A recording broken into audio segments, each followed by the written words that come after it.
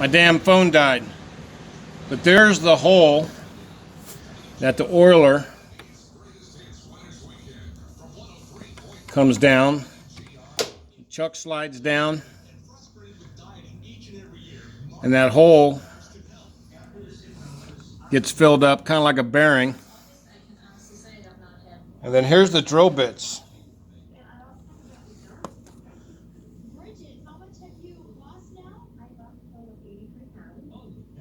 It's hollow.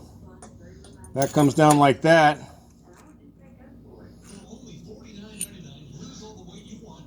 And then when the drill bit goes down,